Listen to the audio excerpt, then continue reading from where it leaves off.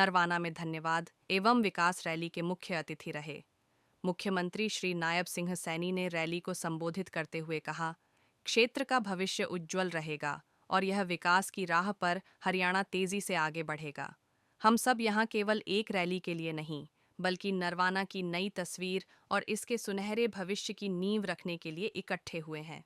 मुख्यमंत्री नायब सिंह सैनी ने कांग्रेस के 10 साल के कार्यकाल और प्रदेश सरकार के 10 साल के कार्यकाल में हुए कामकाज की तुलना की। वर्ष 2014 से अब तक प्रदेश सरकार ने नरवाना विधानसभा क्षेत्र में 2105 करोड़ रुपये की लागत के विकास कार्य करवाए हैं, जबकि कांग्रेस सरकार के कार्यकाल में 67 करोड़ रुपये के विकास कार्य करवाए गए थे।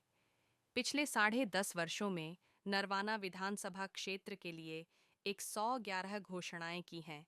इनमें से 98 घोषणाएं पूरी हो चुकी हैं तथा 6 पर काम जारी है। जींद जिले के लिए कुल 628 घोषणाएं की हैं। इनमें से 541 घोषणाएं पूरी हो चुकी हैं, शेष पर काम जारी है। मुख्यमंत्री ने कहा, 8 महीने हमारी सरकार को हुए हैं। संकल्प पत्र को पूरा करने की दिशा में हम काम कर रहे हैं। 41 वायदे पूरे कर दिए हैं। जल्द 1 लाख लोगों को प्लाट देंगे और पीएम आवास योजना के तहत मकान बनाकर भी देंगे। नरवाना विधानसभा क्षेत्र में 206 करोड़ 32 लाख रुपए लागत की 19 विकास परियोजनाओं के उद्घाटन व शिलान्यास किए।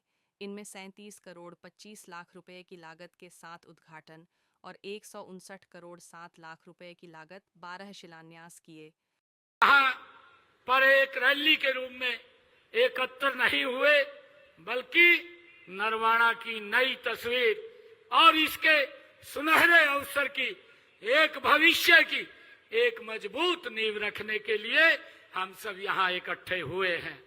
आज हरियाणा विकास के पथ पर 3 गुना तेजी से आगे बढ़ रहा है।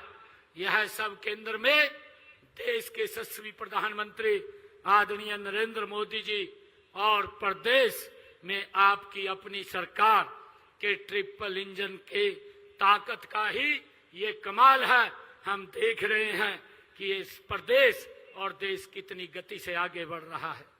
मित्रों, आज मैं नरवाना में आप सबके बीच आया हूं तो मुझे पिछली सरकारों की याद भी आती है। अभी हमारे बेटी जी बोल रहे थे कि जोरदार ताड़ियां बजाइए। भाइयों, आप लोग ताड़ियां तो बजाते थे, बस ताड़ियां ही बजाते थे, काम कुछ दिखाई नहीं देता था, ताड़ियां बजवा करके चले जाते थे। ये हालात थे।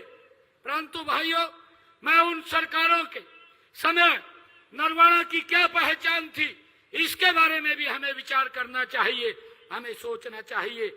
यहाँ के लोगों की क्या जरूरतें थी, उसके बारे में उन्होंने कभी नहीं सोचा है। क्या यहाँ कभी कोई विकास की कोई बात होती थी? सब जानते हैं कि पहले यहाँ केवल राजनीति तो जरूर होती थी, विकास की कोई बात यहाँ नहीं होती थी। लेकिन मैं आप सबको ये बड़े गर्व के साथ और फख्र के साथ बताना चाहूंगा कि हमने इस परंपरा को तोड़ा है।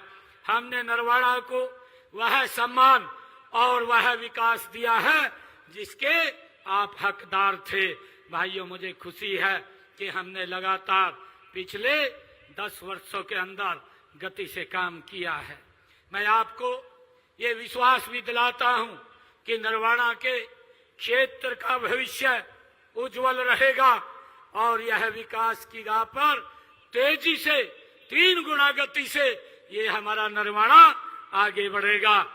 आप जानते हैं कि हमारी सरकार ने जो कहा है, आदरणीय मोदी जी ने उसको करके दिखाया है। भाई, बातें नहीं की हैं। आज